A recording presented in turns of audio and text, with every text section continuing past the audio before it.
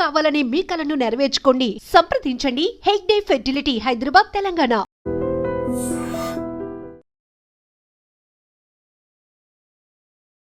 అందరికీ నమస్కారం. నేను Swaroopa Potlapalli. Welcome to trending topic.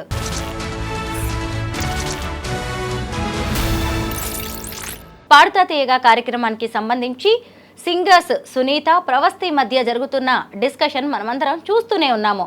Pravasthi చేసిన ఆరోపణల మీద ఇటు సునీత, ఇంకొక వైపు నిర్మాత ప్రవీణ కడియాల కూడా క్లారిటీ ఇచ్చేశారు. దానికి కూడా ప్రవస్తి కౌంటర్ ఇచ్చింది. అందులో అనేక ప్రశ్నలు రేకెత్తిచ్చింది. ప్రస్తుతం నాతో పాటు సోషల్ యాక్టివిస్ట్ కృష్ణకుమారి గారు ఉన్నారు. ఆవిడతో మాట్లాడదాం. నమస్తే కృష్ణకుమారి గారు. మీరు కూడా చూసే ఉంటారు ప్రవస్తి వీడియోని. ముఖ్యంగా ఆ అమ్మాయి అందులో చాలా క్వశ్చన్స్ వేసింది సింగర్ సునీత గారికి కావచ్చు, కార్యక్రమానికి, అలాగే కీరవాణి గారికి. ముఖ్యంగా అసలు లిరిక్స్ మర్చిపోయిన వాళ్ళు స్టేజ్ మీద, అలాగే చేతి మీద లిరిక్స్ రాసుకొచ్చిన వాళ్ళు టాప్లో ఎలా ఉన్నారు, అలాగే ఒక పాట పాడక ముందే సునీత గారు జడ్జిమెంట్ ఎలా ఇచ్చేశారు, ఇలాంటి క్వశ్చన్స్ ఆ అమ్మాయి అడిగింది. ఇవి విన్నప్పుడు పాడుతా తీయగా వంటి కార్యక్రమాన్ని ఫాలో అయ్యే మనలాంటి వాళ్ళం నిజమా ఇలా జరుగుతుందా అనే మనకు కూడా అనిపించింది. మీరేమంటారు కృష్ణకుమారి గారు? అది ఇప్పుడు ప్రవస్తి చెప్పే విషయాలను బట్టి చూస్తే అక్కడ ఏదో నేను నిన్నటి వరకు ఏవైనా జరిగితే ప్రొడక్షన్ హౌస్లోనే జరుగుతాయి. ఎందుకంటే తను ఎత్తింది కూడా కాస్ట్యూమ్స్ ఇట్లాంటి వాటి విషయంలో ఎత్తింది. బాడీ షేమింగ్ వీటి గురించి చెప్పింది. కానీ డైరెక్ట్గా జడ్జెస్ ఏమన్నారు అనే దాని మీద, అంటే నన్ను ఎంపిక చేయకపోవటానికి ఉన్న రీజన్స్ గురించి ఆ అమ్మాయి పెద్దగా మనకి అర్థమయ్యేలాగా క్లారిటీ ఇచ్చినట్లు అనిపించలా. ఇప్పుడు తనేం చెప్తుంది, జడ్జెస్ ఎలా చేశారు, ఇప్పుడు లిరిక్ మర్చిపోతే మైనస్ మార్కులు, చేతి మీద రాసుకుని వస్తే మైనస్ మార్కులు, దాని గురించి అసలు ఎవరు సెకండ్ థాట్ లేదు ఇక దానికి. అలాగే ఇంకొకటి ఏంటంటే, ఆవిడ అసలు నేను పాడే వరకు ఉండకుండా ఆవిడ వెళ్ళిపోయిన తర్వాత జడ్జిమెంట్ ఇచ్చారు అని. అంటే మిగతా ఇద్దరే ఇచ్చారా జడ్జిమెంటు? మరి ఆవిడ లేకుండా జడ్జిమెంట్ ఎలా ఇస్తుంది? లేదు, ఏదైనా తను రికార్డ్ అయిన తర్వాత విని జడ్జిమెంట్ ఇచ్చిందా? అసలు ఆవిడ మధ్యలో వెళ్ళిపోవడం వెనకమాల రీజన్ ఏంటి? ఇట్లా ఇప్పుడు 100 ప్రశ్నలు వస్తాయి. ఈ 100 ప్రశ్నలకి సమాధానాలు తెలిసిన వాళ్ళు తెలిసినట్టుగా, తెలియని వాళ్ళు తెలియనట్లుగా, ఎవరికి నచ్చినట్టు వాళ్ళు మాట్లాడుకుంటున్నారు. ఏదేమైనా ఈ అమ్మాయి సంధించిన ప్రశ్నలకు కావచ్చు, లేవనెత్తిన అంశానికి కావచ్చు, నెటిజన్లు అయితే మట్టుకు ప్రవస్తికే మద్దతుగా ఉన్నారు. ఇప్పుడు సమస్య ఉన్నమాట నిజం. సమస్య ఎవరి దగ్గర ఉంది అనేది మనం మిద్దమిద్దంగా చెప్పినా చెప్పకపోయినా సమస్య ఉన్నది అనేది వాస్తవం.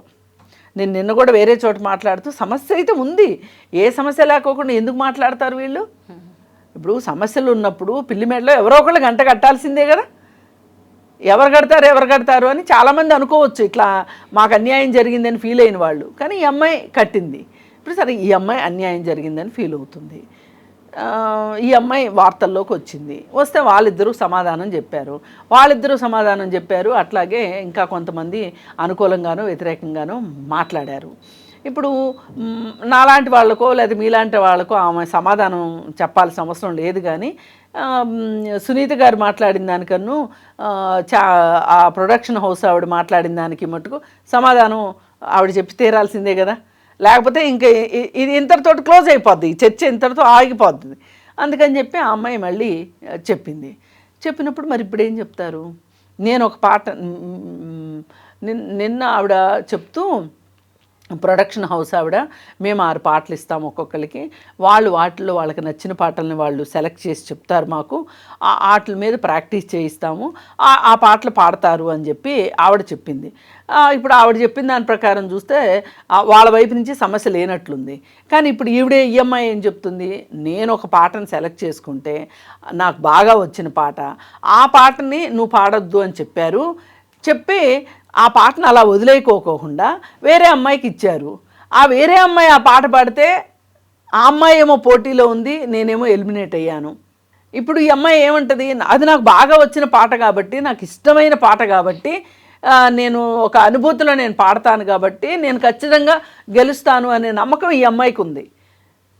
మరి అలాంటప్పుడు ఆ పాటని ఈ అమ్మాయి సెలెక్ట్ చేసుకున్న పాటని కాదు అని ఆ అమ్మాయికి ఇవ్వడం వెనకమాల అర్థం ఏంటి అంటే ఇది ప్రొడక్షన్ హౌస్లో నుంచి సమస్య పాకి పాకి పాకి జడ్జీల దాకా వెళ్ళి, అంటే జడ్జీలు మళ్ళీ ఇక్కడ నిమిత్త మాత్రులా లేకపోతే వాళ్ళ పాత్ర ఎంత ఉంది అనేది కూడా తేలాల్సిన అవసరం ఉంది.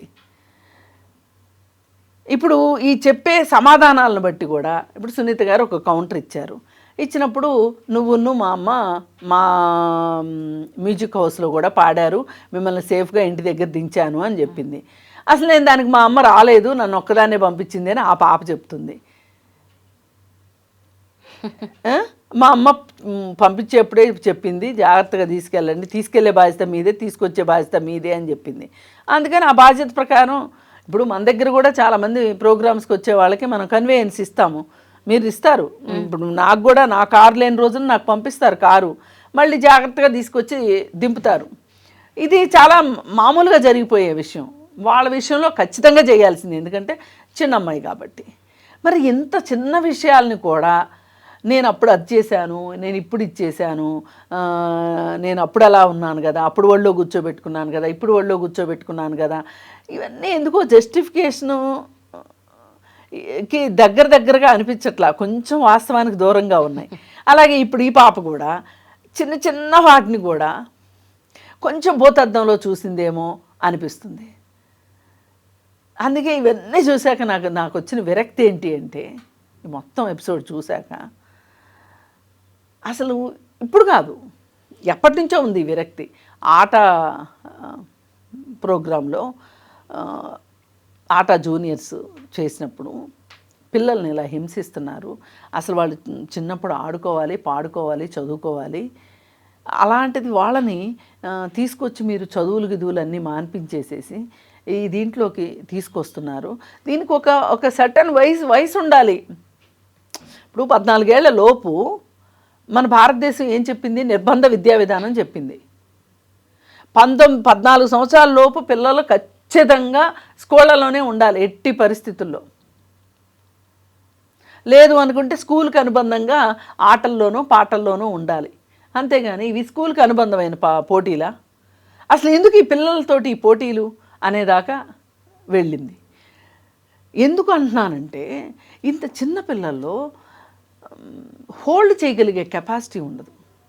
ఇప్పుడు మీరు మీ 10 ఏళ్ల వయసు అప్పుడు మీకు ఏదైనా ఒక సమస్య వస్తే మీరు దాన్ని డీల్ చేసిన విధానానికి మీరే డీల్ చేశారా, లేకపోతే మీ పెద్దవాళ్ళకి వెళ్ళి చెప్పారా, మీ స్నేహితులకి వెళ్ళి చెప్పారా అనే దాని విషయంలో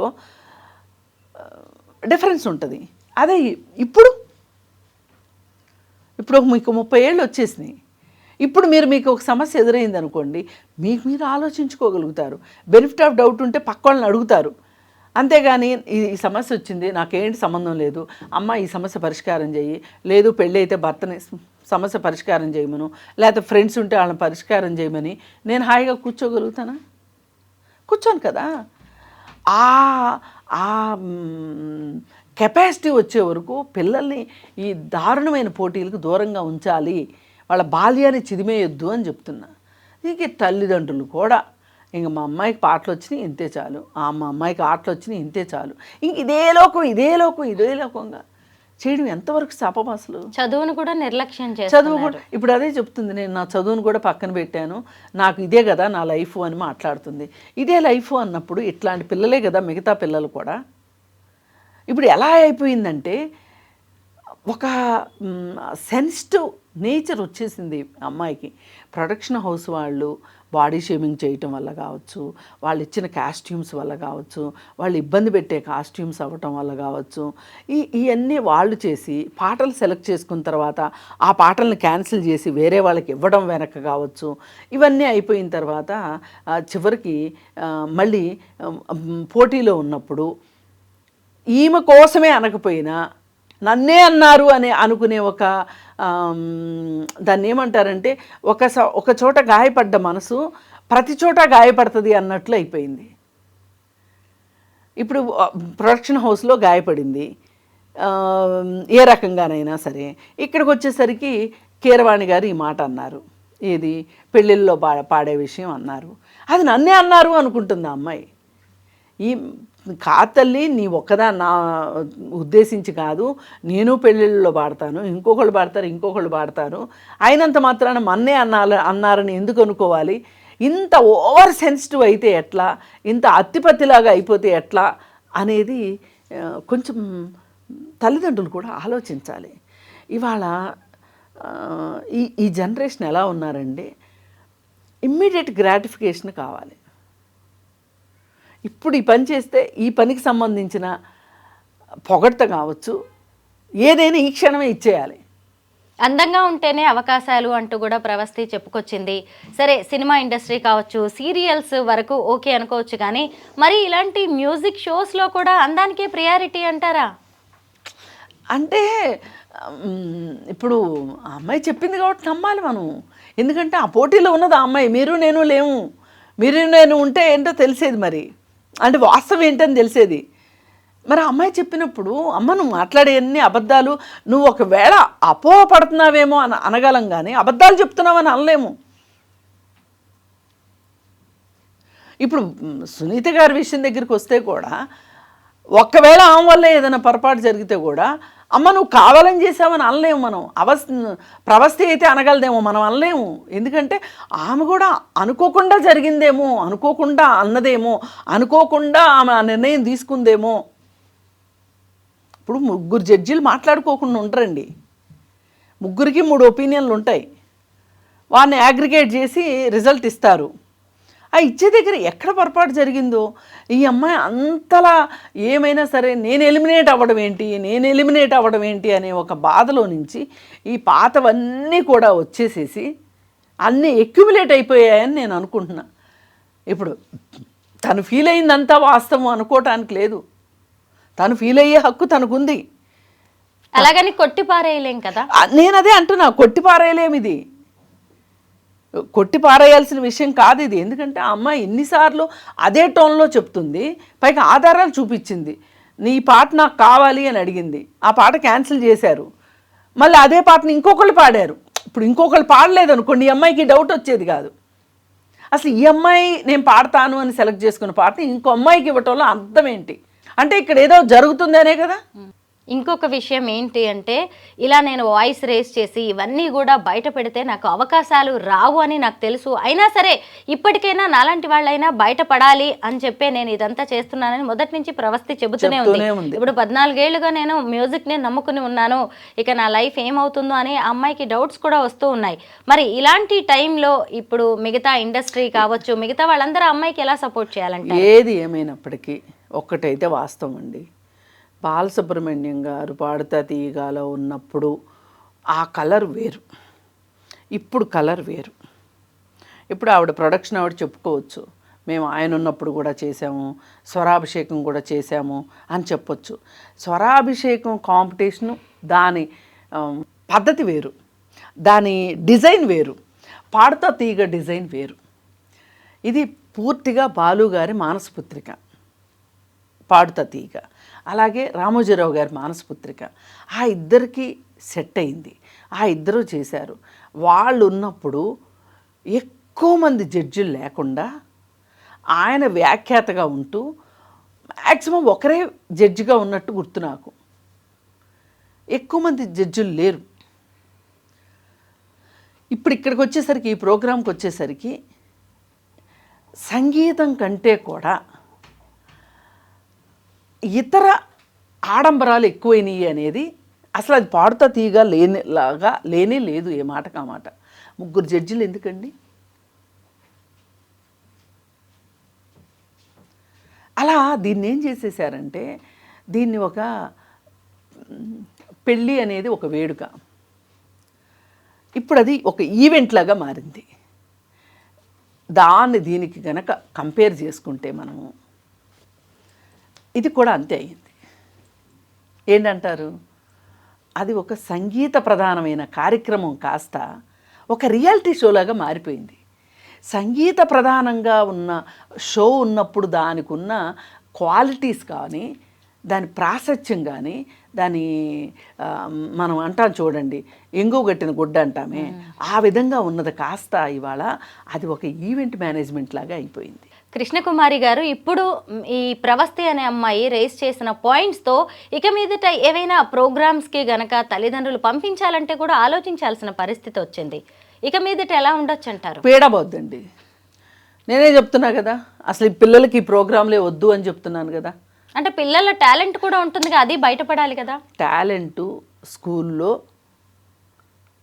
బయటపడుతుంది. మ్యూజిక్ అకాడమీలో వాళ్ళు కనుక ఏదైనా ఒక మ్యూజిక్ మాస్టర్ దగ్గరికి వెళ్తే అక్కడ టాలెంట్ బయటపడుతుంది. పేరు ప్రఖ్యాతులు వస్తాయి కదా, సెలబ్రిటీ స్టేటస్ వస్తుంది. ఎందుకు ఆ సెలబ్రిటీ స్టేటస్ గురించి ఆ అమ్మాయి ఎక్కువగా ఆలోచించింది కాబట్టే ఇంత బాధపడుతుంది. అంటే తనకంత టాలెంట్ ఉందని అరే ఇక్కడ టాలెంట్ కాదండి, టాలెంట్ క్వశ్చన్ కాదు నేను మాట్లాడేది. అసలు వీళ్ళని చిన్నప్పటి నుంచే ఇట్లా గ్రూమ్ చేసేస్తున్నారు వీళ్ళని. 5 ఏళ్ల పిల్ల అప్పటి నుంచి పాడుతున్నానని చెప్పింది. 5 ఏళ్ల పిల్లకి ఏం తెలుస్తుందండి పోటీ అంటే ఏంటి, గెలుపు అంటే ఏంటి? గెలుపు అంటే ప్రైజింగు, ఓటమి అంటే నువ్వు బాగా పాడలేదు, ఇంతేగా సింపుల్.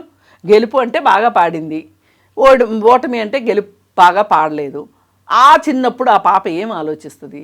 నేను బాగానే పాడానంటది, నేను బాగానే పాడానంటది. అంత అర్థం చేసుకోలేని వయసులో వాళ్ళని ఎందుకు ఈ దీనిలో బందీలుగా పెట్టాలి? ఈవేళ చాలా స్కూల్స్లో 5th క్లాస్ వరకు ఎగ్జామ్సే ఉండట్లేదండి. ఇప్పుడు మాంటిసోరీ విద్యా విధానంలో ఎగ్జామ్స్ ఉండవు, యూనిఫామ్లు ఉండవు, హోంవర్క్లు ఉండవు, హాయిగా పక్షుల్లాగా వెళ్ళొస్తారు. అలా అని వాళ్ళు ఏమీ నేర్చుకోరా అంటే బాగానే నేర్చుకుంటారు. వికాస్ విద్యావనం అని ఒక స్కూల్ ఉంది విజయవాడలో. ఆ స్కూల్లో మా పాప చదువుకుంది, 2 ఏళ్లే చదువుకుంది. దురదృష్టవశాత్తు ఆ తర్వాత మేము హైదరాబాద్ షిఫ్ట్ అయ్యాం. అయితే నేను విషయం చెప్తా, మా అమ్మాయి ఏబిసిడీలు ఎలా నేర్చుకుందో మాకు అసలు తెలీదు. అంటే వాళ్ళ విధానం ఏంటి అంటే రాపించేదానికంటే కూడా చూపించేదానికి వాళ్ళు ప్రాధాన్యత ఇస్తారు. ముందు యాపిల్ని వాళ్ళు పరిచయం చేశారు, యాపిల్ నుంచి ఏ తీసుకొచ్చారు. మనం ఏం చేస్తాం, ఏ నుంచి ఏ ఫర్ యాపిల్ అంటాం, వాళ్ళు ఏం చేస్తారు యాపిల్ ఫర్ ఏ అంటారు. అంటే ఒక బొమ్మని చూపించి ఒక అక్షరాన్ని నేర్పించారు, ఒక ఫ్రూట్ని చూపించి. ఫ్రూట్ కావచ్చు, బీ ఫర్ బ్యాట్. ఫస్ట్ బ్యాట్ను పరిచయం చేశారు పాపకి. ఆల్రెడీ ఆ పాపకి బ్యాట్ తెలుసు కానీ బీ తెలీదు, యాపిల్ తెలుసు కానీ ఏ తెలీదు. ఇది విధానం. అంటే ఇలా పెరగవలసిన పిల్లలు స్వేచ్ఛగా నీళ్ళల్లో చేపల మాదిరి, చెట్లలో పక్షుల మాదిరి ఉండాల్సిన పిల్లల్ని తీసుకొని వచ్చి మీరు పోటీల పేరుతోటి ఈ విధంగా రిహార్సల్స్ పేరుతోటి చేపించడం ఎంతవరకు సమంజసం? ఈ జడ్జిలు, ఈ సో కాల్డ్ సీనియర్ సింగర్స్కి కూడా మరి మీరు ఏం చెప్తారు? నేను చెప్పదలుచుకుంది ఒకటే అండి, మీరు జడ్జిమెంట్ తప్పిచ్చారు అని నేను మీ మీద బ్లేమ్ వేయదలుచుకోలే. కాకపోతే ఏదో ఒక వివక్ష అయితే ఆ అమ్మాయి పట్ల చూపించారు అనేది ఆ పాప ఎన్నోసార్లుగా ఆ మాట చెప్తున్నప్పుడు మనం ఏమైనా అలా చేసి ఉంటామా అని ఒక్కసారి ఆలోచించాలి. పైగా ఆ కులపు వాళ్ళే అంటూ కూడా మాట్లాడడం జరిగింది. అంటే ప్రతిభకు కూడా కులం అనేది ఉంటుందా? ప్రతిభకి కులం అనేది కొలమానంగా మారుతుందా? అంటే కాదు అని అయితే నేను చెప్పనండి. కాదు అంటే ఎగ్జాక్ట్గా ఇక్కడ కులం ఉంది అని నేను అనను, కానీ అందానికి ప్రాధాన్యత ఇచ్చారు అని నేను అనను, కానీ జరుగుతున్నాయి. నేను ఖచ్చితంగా దీనిలో జరిగిందని చెప్పను, కానీ జరుగుతున్నాయి. ఒక ఆయన ఒకసారి గంటా చక్రపాణి గారని ఉన్నారు. ఆయన ఒక సంఘటన పంచుకున్నారు ఒక మీటింగ్లో. ఏంటి అంటే ఆయన రిజర్వేషను కులాలకి సంబంధించిన వ్యక్తి అయినప్పటికీ కూడా ఆయన ఇంటి పేరు గంట. గంట అంటే ఒక ఆధిపత్య కులంలో ఉంటుంది. అయితే ఆయనకు ఉద్యోగం వచ్చిన తర్వాత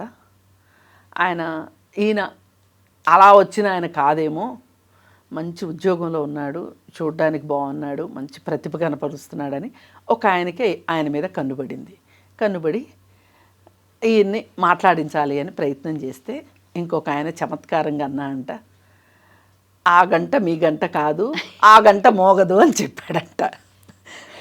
గంట మోగదు మోగదు అని చెప్పారంట. అంటే అర్థం ఏంటి? ఆయన మీ కులం వాడు కాదు అని చెప్పాడు. అంటే ఆయనలో ఎందుకు చెప్పాడు? ఆయనకి కులతత్వం ఉండబట్టే కదా చెప్పగలిగాడు, Yes. లేకపోతే చెప్పేవాడు కాదు కదా. ఆయన అన్ని కులాల వాళ్ళని దగ్గర చేర్చుకునే మనిషి అనుకోండి, చాలా మంచి ఆయన, ఆయనతో పరిచయం పెంచుకో, నీకు ఏదైనా సహాయకారిగా ఉంటాడు అని చెప్పి ఈ మనిషే చెప్పుండేవాడు. ఆయన తీసుకెళ్ళి పరిచయం చేసి ఉండేవాడు. లేకపోతే ఆయన నీ గురించి పదే పదే అడుగుతున్నాడయ్యా ఎళ్ళు అని చెప్పుండేవాడు. కానీ ఆయన కులానికి ప్రతినిధిగా ఆయన ప్రవర్తిస్తాడు కాబట్టి ఆయనకేం చెప్పాడు? ఈయన దాకా వెళ్ళకోకుండా ఈయనే చెప్పేశాడు ఆ గంట మోగదు అని. అట్లా కులము అడుగున ఉన్నది. దీని గురించి మనము ఇక్కడే ఉంది అక్కడ లేదు, అక్కడే ఉంది ఇక్కడ లేదు అని చెప్పలేము. కానీ అలా అని పాడుతా తీయగాలో కులం ఉంది అని అయితే నేను ఇతమిద్దంగా చెప్పలేను. సహజంగా సమాజంలో అది నడుస్తున్న వ్యవహారమే ఈ రోజుకి. అందుకోసం ఏది ఏమైనా నేను ప్రవస్థిని కూడా నేను ఒకటే కోరుకుంటున్నా. ఇప్పుడు తెలుసో తెలియకో తనకి అన్యాయం జరిగింది అని ఆ అమ్మాయి పూర్తిగా నమ్మబట్టే ఇంత పోరాటం మొదలెట్టింది. అయితే ఇలా చేసినప్పుడు అవకాశాలు వస్తాయా అని మీరు అడిగారు నన్ను ఇందాక ఒక ప్రశ్న. ఎప్పుడైనా సరే పాతుకుపోయిన వాళ్ళ పట్ల వాళ్ళకుండే పట్టు, వాళ్ళకుండే అవకాశాలు, వాళ్ళకుండే ఒక డాబు దర్పం మామూలు వాళ్ళకి ఉండవు. ఇది వాస్తవం, కఠిన వాస్తవం. అయితే దీనికి మనం ఒక ఎగ్జాంపుల్ చెప్పుకుంటే కనుక, చిన్మయి గుర్తుంది కదా మీకు, డబ్బింగ్ ఆర్టిస్ట్ ప్లస్ సింగరు. ఆ అమ్మాయి కాస్టింగ్ కౌచ్ గురించి ఆ అమ్మాయి ఒక పాయింట్ లేవనెత్తింది. ఆ అమ్మాయి మొదటి రోజే చెప్పింది, నేను ఇది లేవనెత్తినందుకు నాకు అవకాశాలు పోవచ్చు, నేను దానికి సిద్ధపడే నేను మాట్లాడుతున్నాను, నేను మాట్లాడేది వాస్తవం అని చెప్పింది. ఒక పెద్ద మనిషి మీద యుద్ధం మొదలెట్టింది. దానివల్ల జరిగింది ఏంటి అంటే, ఆ అమ్మాయికి ఇప్పుడు అవకాశాలు లేవు. కాకపోతే అమ్మాయి సిద్ధపడి వచ్చింది కాబట్టి అమ్మాయి బాధపడట్లా. అదే లైవ్లీహుడ్ అనుకోండి, ఏంటి పరిస్థితి? సమాజము తల దించుకున్న వాళ్ళకి ఇచ్చిన ప్రయారిటీ తల ఎత్తిన వాళ్ళకి కానీ తల ఎగరేసిన వాళ్ళకి కానీ ఇవ్వదు. ఇక దాన్ని బట్టి ప్రవస్థి ఆలోచించుకోవాలి. నేను అసలు ఈ ప్రొఫెషన్లో ఉండాలా? అసలు పాటలు పాడుకోవటానికి ప్రొఫెషన్లోనే ఉండాల్సిన అవసరం లేదు. కాకపోతే చదువును పక్కన పెట్టింది కాబట్టి ఇక్కడ బాధ. ఇప్పుడు స్పోర్ట్స్ వాళ్ళ పరిస్థితి కూడా అంతే.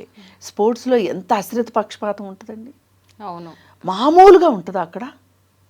అసలు ఆల్ ఆఫ్ ఏ సడను ఒకసారి నేను ఎన్సీసీలో ఉండేదాన్ని, నా ప్రత్యక్ష అనుభవం చెప్తున్నా. నేను నేవీ దీంట్లో ఉండేదాన్ని. నేవీ దీంట్లో ఉంటే దానిలో షిప్ మోడలింగ్ ఉంటుంది మాకు. నేను కొంచెం టెక్నికల్గా నేను ముందే దండం పెట్టేశా, ఆ పోటీకి నేను వెళ్ళను అని. ఒక అమ్మాయి షిప్ మోడలింగ్ చాలా బాగా చేసింది, నాతో పాటు అమ్మాయి. అయితే ఇంకొక అమ్మాయికి రాలా అసలు. ఆ అమ్మాయి కూడా చాలాసార్లు అనేది, నా వల్ల కాదు ఈ షిప్ మోడలింగు. అంటే ఏంటంటే మనకు విడివిడి పార్ట్లు ఇస్తారు, దాన్ని ఒక షిప్ లాగా చెయ్యాలి. అది ఒక ప్రాజెక్ట్ వర్క్ అనుకోండి. అయితే ఆల్ ఆఫ్ ఏ సడను ఫైనల్గా రిజల్ట్ వచ్చేటప్పుడు ఫస్ట్ నేమ్ ఆ అమ్మాయిది ఉంది, వేరే అమ్మాయిది. ఈ అమ్మాయి ఏడ్చిందండి, ఏడ్చింది.